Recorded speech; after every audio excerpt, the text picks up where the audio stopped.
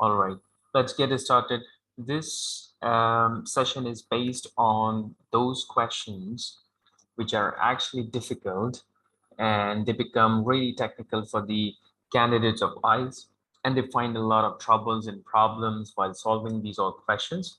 So we are going to continue discussing those all questions, having some important tips and techniques, technicalities that we actually have to understand, which are coming from directly from the IELTS examiner. So let's get it started. The first and the foremost question that we are supposed to look into is summary or gap filling. The summary or gap filling is basically the question type where we have to understand and keep a few things in our mind in order to solve these questions clearly, properly, and correctly. So the first thing that we actually have to keep in our mind is summary could be of the whole passage or any number of paragraphs. So basically, whenever we get the summary kind of question, which I can show you right over here, you see that this is basically the summary kind of question. All right, here you see the summary.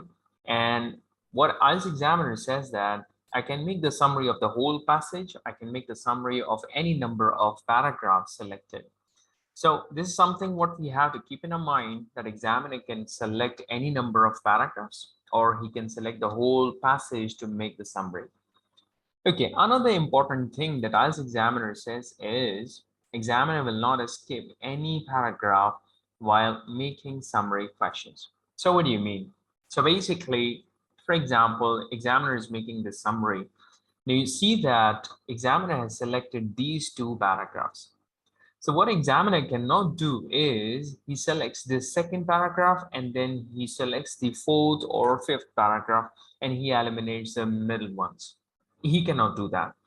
While making a summary kind of question, examiner has to make sure that he is selecting these questions in these paragraphs in continuation. So you see that examiner has selected two consecutive paragraphs, paragraph number 2 and paragraph number 3, in order to make these three questions based on the summary kind of question. So this is something what IELTS examiner is saying to us. The next important thing that we have to understand is you will get every next answer from the following text where you got the previous answer. It means that, for example, we got the first question's answer over here, and we are getting the second answer here, the third answer is here. So this is something what IELTS examiner is saying. Whenever you get the summary kind of question, you will get the next answer in the preceding text. All right, you don't have to go back and forth, you don't have to go to the previous paragraphs to find out the next answer. You will get the next answer from the following text where you got the first answer or the previous answer. So you got the first answer over here. You don't have to see from the beginning, or you don't even have to see this paragraph or these lines again, because the next answer will be coming from the next possible lines. So this is a great technique that will help you a lot in finding out the answers, and it will definitely save you time. So you see that the third question's answer, we are going to get that third answer over here. We did not get the answer, the third answer from the previous paragraph or the previous lines. We got the third answer from the following part of the text. So this is something what we have to keep in our mind in order to solve the summary or gap filling questions while doing this reading module. So this applies to gap filling as well. This applies to summary type of question.